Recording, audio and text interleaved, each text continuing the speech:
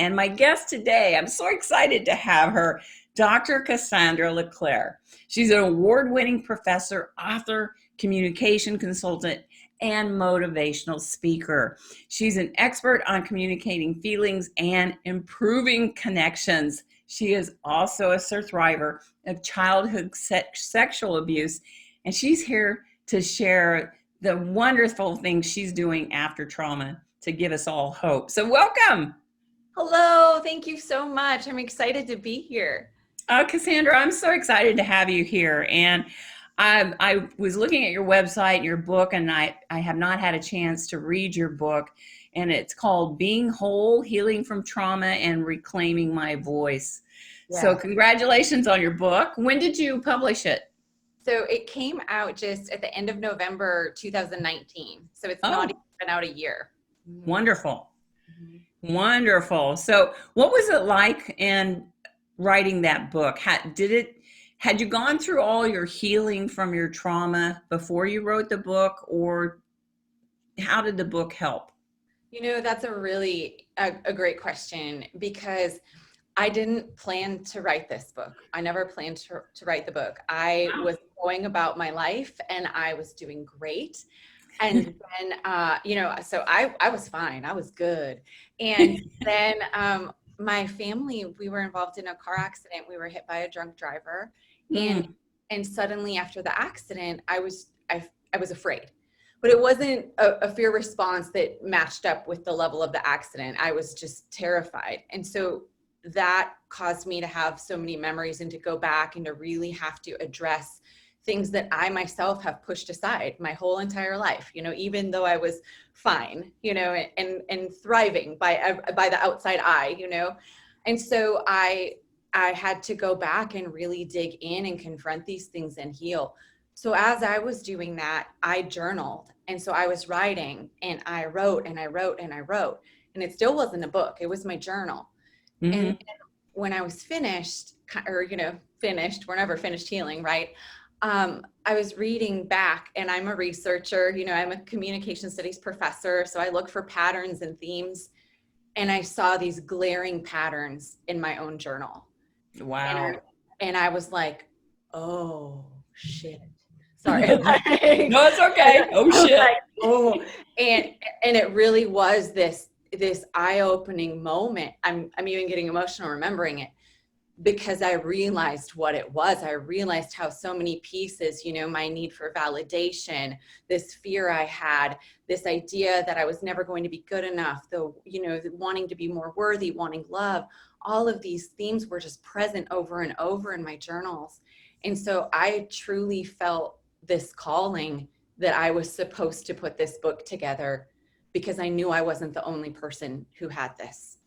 Absolutely. And, going through trauma and then experiencing a different type of trauma bring up a lot of things that we've still suppressed. Mm-hmm. And it wants to come out. So you had more healing to do. So I'm glad that you touched on that. When did you first get help for your abuse, for your child sexual abuse? Not until I started writing that book. Wow. And when did you start writing it? So it was in 2018. And then you published in 2019. Wow. And when did you get your doctorates in? So my PhD is in communication studies, and I got that in 2008. And so I've been a professor. I live in Texas now, and I've been a professor here since then. Wow. Okay. All right. So yeah, you had mentioned something, and I agree. I went through counseling 30 years ago, and I thought I was healed. But healing is a steady process. It's a continuing process. And like I say, I have friends who have never had the trauma that you and I have had, but I see them healing from things, self-esteem, low self-confidence, no self-worth, and they haven't gone through the trauma that you and I have. So, writing the book, then you realize that's when you started getting help. What I realized, or what I've said, is that I've been healing my whole life. I've been in therapy, I've done different things, but I was never healing the right part. So I was Oh, constantly, I was after, so everything I did to heal from my trauma were so many things I was already familiar with, going to therapy, medication, different, all those things had been part of my life for other things. And right. I realized just since I was never addressing that core issue and never actually realizing the connection to my abuse, I could have went on the rest of my life thinking I was fixing whatever was right in front of me, getting by, but I never would have felt the peace and the happiness I feel now because I finally went back to what I really needed to heal from. And can you tell us what the core root of that was that you needed to heal? I needed to acknowledge and give voice to the fact that the abuse even happened. Mhm. I needed to say that. I needed to really look at the ways, because for me, what did so much damage in the themes of my book is the psychological damage. My abuser was an expert at psychological manipulation. And so it was those themes that were embedded in my brain. And I kept going to those patterns. And so, we create coping mechanisms to keep ourselves safe. But then Yep. sometimes after the trauma's over, we hang on to those things and they become these patterns that we can't escape from. And so, my book, those patterns in my book, that's why I think it appeals to people who haven't even had, the traumas maybe that you and I have, because those themes and those patterns of self-doubt or, feeling unworthy, so many people, like you said, experience that. And we keep Yep. doing that same pattern over and over and over until we can be really honest with ourselves about trying to break it and break free and be a survivor, like you're saying, to really get to that place. Absolutely, yeah. And I trademarked the word surthriver because I wanted, and people asked, well, why not just thriver? And because I wanted the SUR to stay on there to show other survivors that we don't have to be ashamed of their crimes. Mm-hmm. So Yes. I'm proud to say I'm a surthriver because when you and I share our story now, it's helping other people. Mm-hmm. It's Absolutely. helping other people. So the trauma of the car accident brought up a lot of things and probably PTSD and some issues and emotions you didn't think you really needed to deal with, but you did. So I know that inspired you to write the book. How has the response been with your family and friends after writing the book?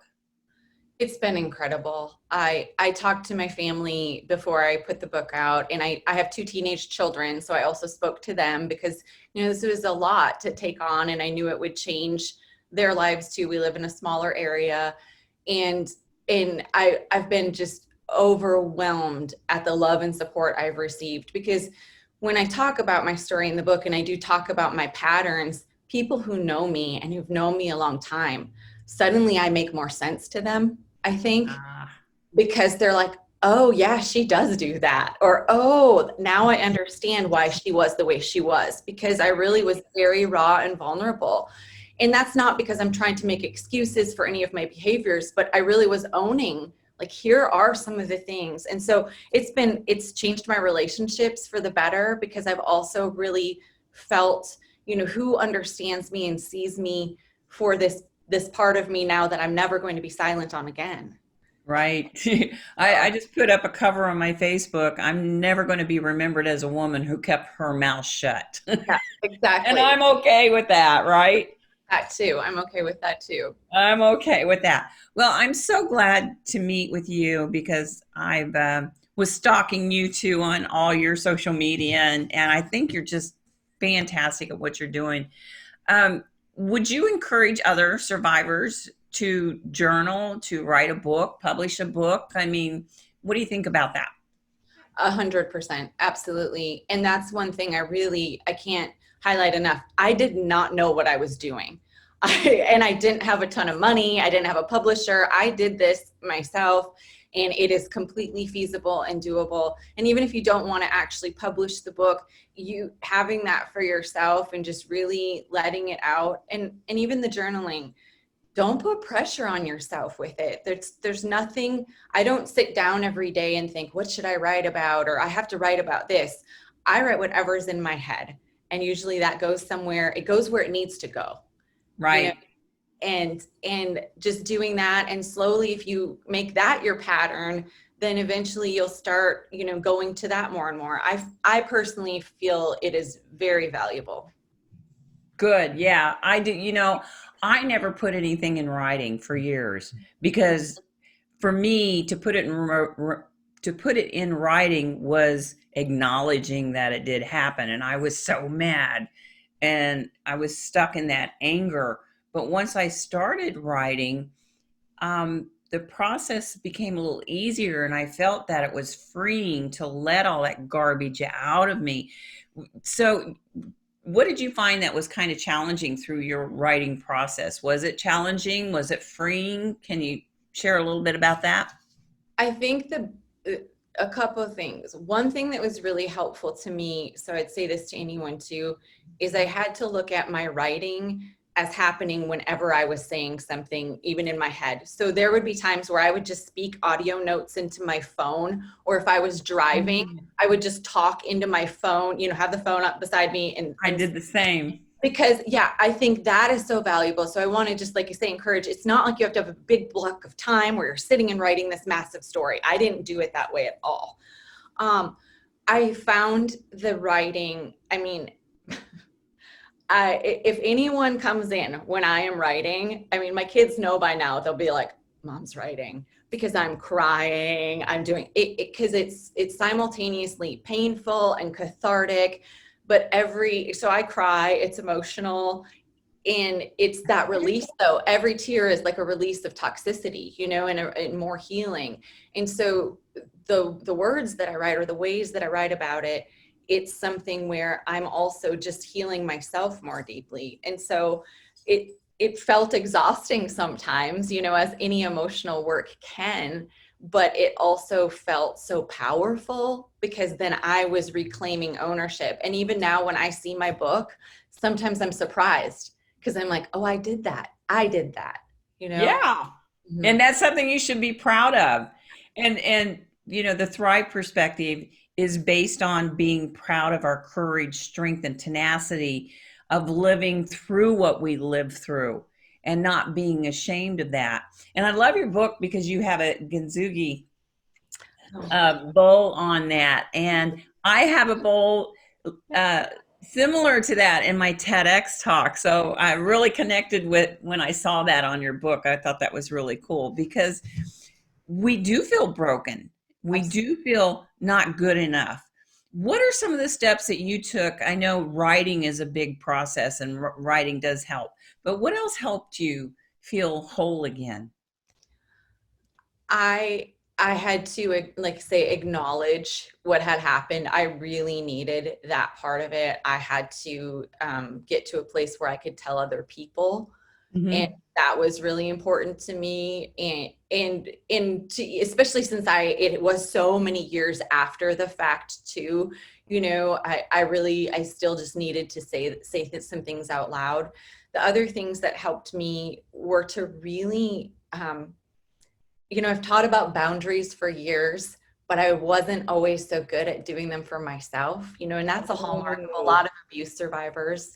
it's And so easy for us to tell others how to do it, right? for sure. Oh, for sure. And so for me, one of the things that was integral in my healing is really getting clear on my boundaries and understanding, you know, speaking those to my relational partners, my friends. And it was interesting to me because so many people that I knew weren't necessarily used to me having boundaries and protecting my And time. saying no and Yeah. And so several of my relationships went through adjustments, but that was healing to me because I realized that I can have friendships and be a nice person and be a caring person, but I can still, keep what I need for myself. And I wasn't doing that. I was giving and giving, giving too much. So we are definitely, I think, trauma going through what we did, we become yes people because we want to please people, we want to be nice to people, we don't want to um we don't want to hurt anybody, but really the person we are hurting is ourselves, and we become resentful to those people we're saying yes to. And Absolutely. really, it's not their issue, it's ours. Absolutely. And that's what I teach. And I had to take a really good look in the mirror and look at that for myself, because I don't have a right to get mad at someone if they're allowing me to do something I said I was okay with. Right. And so that was, but you know, it is interesting because it's something that I had to go back and work through, and it's made me, it's made all of my relationships better, you know, the ones that I really value, and the ones that it didn't make better, it made me understand that those weren't relationships I needed to keep in my life. And so the whole experience has been transformative, not just from the healing from the trauma, but then also in every area of my life. My kids notice a difference because I'm not walking around with this undercurrent of anxiety that I didn't even know was there. Or a big chip on your shoulder, right? Yeah. And I'm Yeah. not, I mean, I still have triggers, or I'm still going to adjust to things, you know, as they come up, but they don't come out of nowhere anymore to everyone around me, because I also can identify them, or I can speak about them, or say, hey, I need to step back, or, you know, so like I say, it's changed all sorts of things that I never even expected it to. And for the better. I mean, it's life is a journey, and life is healing, and some people don't even realize the things they need to heal. Um, you know, so writing, I think, was very important. It helped me release a lot of the toxic stuff that I kept inside of me. And I remember finishing my book. The day I finished my book, I just felt this release of everything coming out of me, and it just felt so freeing. And I agree with you, you know, acceptance, acknowledging what happened is first, and learning to forgive myself for a Mm-hmm. lot of things too. And what I like to tell people is, you know, I made a lot of bad choices. That doesn't make me a bad person, right? Would you agree with that? Oh, absolutely. That's, I mean, and that it's interesting, you know, we have so many parallels because, and that's the thing, I think there are these themes, these patterns are things that so many of us go through, because I said the same, I was the hardest to forgive. It was me, because Yes. I carried that weight of all of those bad choices I was making. And so, but really freeing myself from those decisions and some of those patterns, and recognizing that every day I get the choice to make new patterns and new choices, and you know, I have that ability. And so it's, yeah, it's like I say, those themes though are present for so many of us, and that's why we have to keep doing this and keep talking about them and encouraging other people to do that, so that people do know that they're not alone in this at all. And that's why I'm starting this movement, surTHRIVER. I acknowledge my past. I'm tired of being ashamed of their crimes. Yes. I share that in my TEDx talk. But that's what happens. We carry the shame, and we're stuck in a lifetime sentence if we don't release that shame. Mhm. Um, so writing the book and telling your friends what happened to you, do you think that was part of the process of releasing the shame for you? I think it was, yes, I think taking ownership and releasing the shame and that blame and that fear and that guilt. For me, a huge one was fear. I have had anxiety my whole life, and you know, I still do. I'm not trying to say this solved my anxiety, but the anxiety that I was feeling is much different than the normal anxiety that you would expect. I've released so much of that because it was really fear that I was carrying around. And so for me, my TEDx talk was the big one that helped me release a lot of fear too, because I stood up in front of all of those people and said it out loud. And, you know, now there's that link and I can share and share and share. And it's there. And I did that. And that was such a powerful moment. And it was cool because I got to do it in this place where I felt loved and supported. Mhm. And I know you feel that too. And it's just, there's something so powerful about that, because you're right. Like, we don't have to ever be silent, because we didn't do anything. And so yeah, it's been great. Yeah, it's freeing. It is freeing. What's the title of your TEDx talk again, please? It's called Being Open, Healing from Trauma, Crisis, and Stress. Because Awesome. one of the things about, you know, as we've talked about, I think, everyone is walking around with those things in some way, shape, or form. And so and you never know what's going to cause somebody to go back to things. That car accident, like I say, wasn't the worst thing that's ever happened to me, but it's the thing that made me break and go back to my healing. And so really being able to recognize that all of us have these pieces that, maybe we need to look at a little more deeply, or really be honest with ourselves about how it's impacted us. I think that can be really valuable. Absolutely. So you do talk on boundaries. What's one thing you could share on setting up boundaries? I think I have to remind myself of this one all the time, because as a former people pleaser and I'm a yes person, is that other people's reactions shouldn't change your boundary. Okay. Because another person's Mm, reaction that's their feelings about your boundary.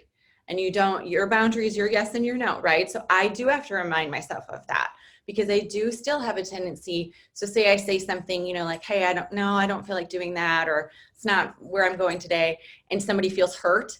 My instinct is to then change.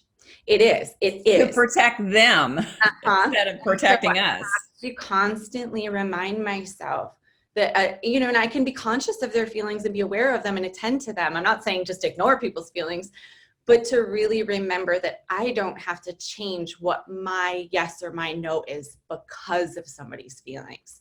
That's That, true. yeah, That's huge. Thank you for sharing that. yeah, And another thing I think with boundaries too, we don't have to explain our no. absolutely. No is a complete sentence, right? I mean, it is no, period. Yeah, Hmm. and I get asked to do a lot of things, before the COVID, and I was saying yes to a lot of things, and I was tearing myself apart. I was, being pulled thin, and I had to learn to say, I'm not available to help you. But, if I knew somebody was and they would like to do it, I would recommend somebody or whatever. But I learned that I didn't have to explain my no. And I think that was a huge portion of the boundary setting, because Absolutely. self-care is not selfish, No, not at all.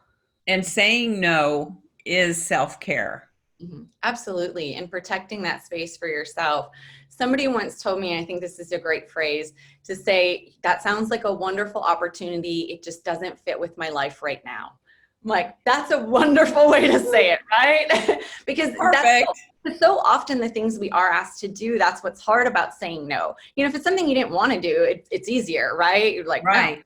But so often, especially when it's work that appeals to you, or you could be helpful or of service, it's harder to say no in those instances sometimes. So to really, you know, It absolutely is. And that's a good point. Thanks for bringing that up. Yeah, last year I was offered a business opportunity with somebody that I really admire and I want to keep in my circle.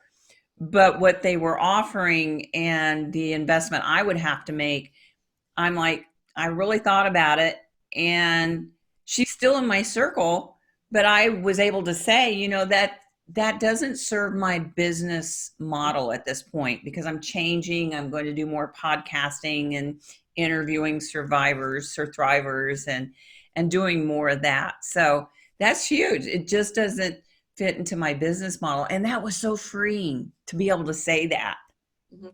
And it's amazing when you're in great relationships, when you can say those things and it isn't offensive to somebody, or they don't take it personally, right? Because Right. that's the other thing, like, nobody should take another person's boundary personally, right? Unless I tell you, hey, this is about you. Exactly. Exactly.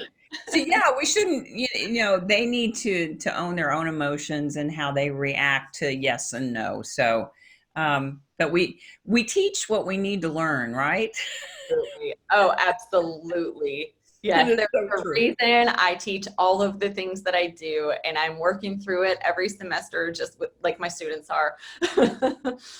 And you're a college professor, correct? Yes, yep. I teach how to express feelings and emotions, and I teach about relationships and boundaries, like you say, all the things that I do. And I think so many surthrivers, I love your word. I'm gonna use it all the time.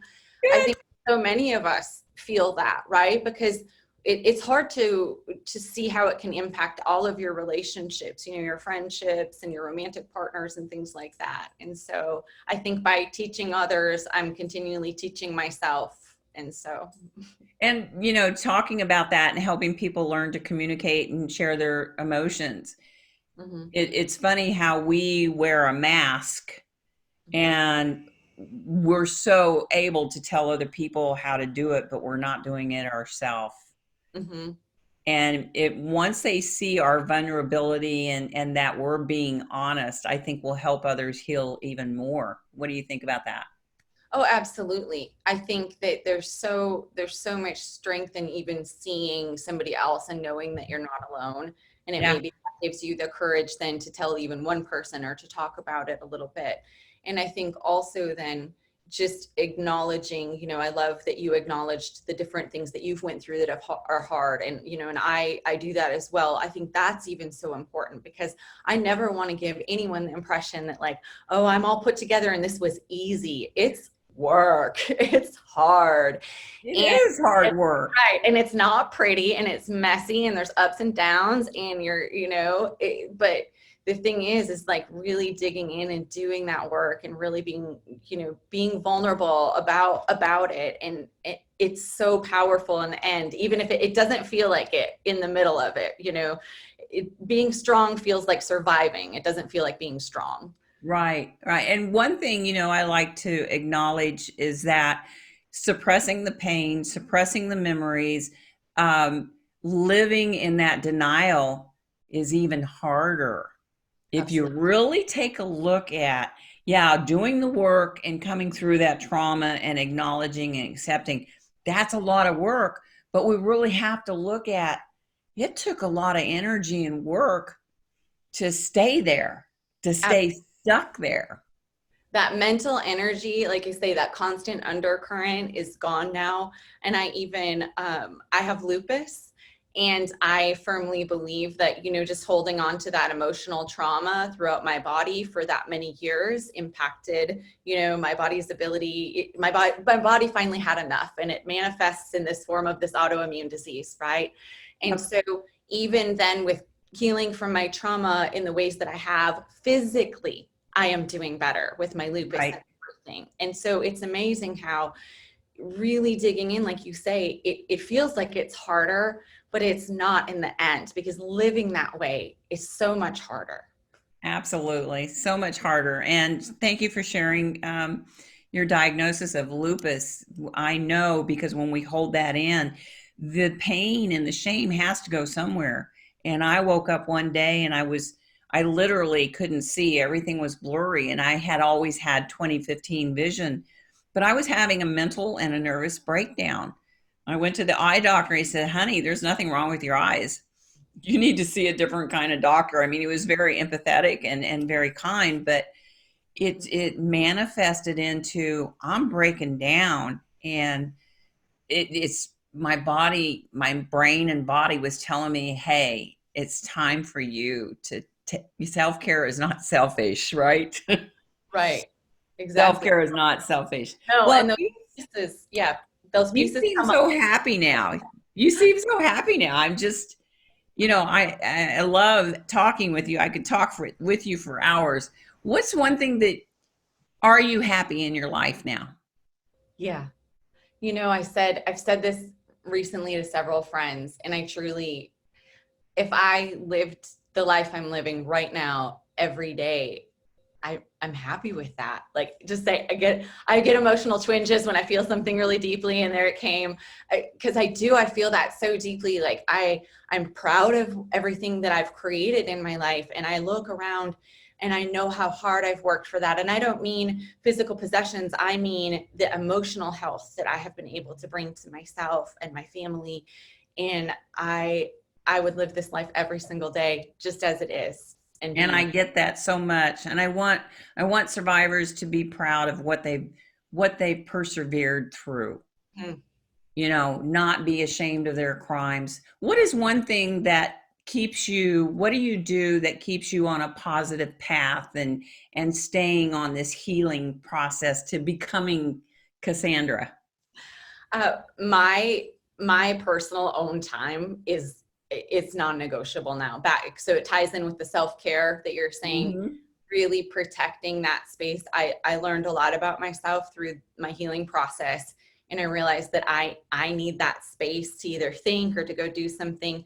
For me, nature's been a big part of it. So I go outside, find some trees, go on a hike, really just being able to kind of release and let go.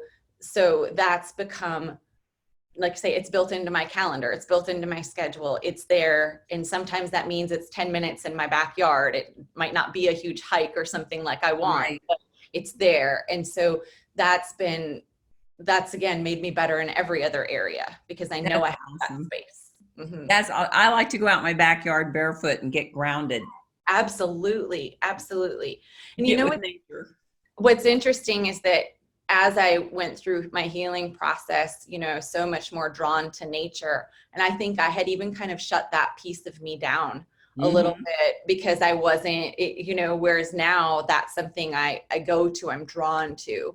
And so, especially I live in a town with 2 rivers. And so I have paddle boards. And so I go out on the river and cry it out on the river. I love it. I love it. Yeah. Yeah, I had a good cry this last weekend because I'm a doer. I'm a planner. I like to be in control, and we can't control what's going on with COVID, and we really can't control anything but the moment and how we choose to be in the moment. Mhm. Would you Absolutely. agree with that? Yeah. And so it's okay to melt down once in a while. It's okay because as women, we do get emotional, and it's okay to cry. It's okay because we hold so much in. To me, that's releasing all that toxicity. Absolutely. Yeah. Yeah. Matt, I could talk with you all day long. I know, me too. I'm so glad that we met, and I'm going to keep in touch with you. Dr. Cassandra LeClair, where can your listeners, my listeners, go to find out more about you? So you can go to my website, which is CassandraLeClair.com. You can also find me on Facebook at Dr. Cassandra LeClair or on Instagram at Dr. Cassandra LeClair. And on my website, there's links. This is my book. And I so, love it. I love it. thank you. So Thank we you. have that connection with the I Kinsuji. know. Yeah. It's wonderful. Kinsuji, I can't pronounce that right. You know, Whatever. so when I recorded my audiobook, I went online and listened over and over to make sure I was going to pronounce it correctly. And it's Kintsugi that's what the internet told me repeatedly. So that's how I said it. And that's how I said it on my TEDx talk. And somebody made in the comments, well, at least she could have learned how to say it right. No, I know that was my fear though. Exactly that. Cause it's going to live in infamy, just like you on your TEDx talk. Whatever. Life is about success, not perfection, as Dr. Right. Alan Weiss says. So, oh my goodness. Well, I've had so much fun, and I'm so happy to have you on here. And if there's one last thing that you could share with survivors to help them get help, get healed, get happy, what would you like to share with them? I would like to say that your story matters. Even if some people will say, oh, I don't want to tell anyone. It doesn't matter if you tell anyone. It matters because it's yours. And so just remember that you're not alone, and your voice and your story matters. That's awesome. That's powerful. Yeah. And we have nothing to be ashamed of. Not at all. So many people ask, why didn't you stop them? Why didn't you tell? Well, it's not our responsibility as the victim. It's their responsibility as the predator. But I've had so much fun. I hope that people listen to this, they come and find you and your book and find out more about you and sharing your story, our stories. I tell people, someone out there right now is waiting for you to make your dream come alive so that you can make a difference in their life. Mm-hmm. And that's so true. Thanks for being on the show today. Thank you for having me. It was wonderful. I had fun. So, all right, surTHRIVERs, thanks for tuning in today. We really loved having you here. And I'll put in the show notes Cassandra's information and where you can find her book and her website. So until next time, surTHRIVER, I wish you peace, love, And ciao for now. And that's a wrap. Yay! Oh my goodness. I could have talked forever. It was so fun.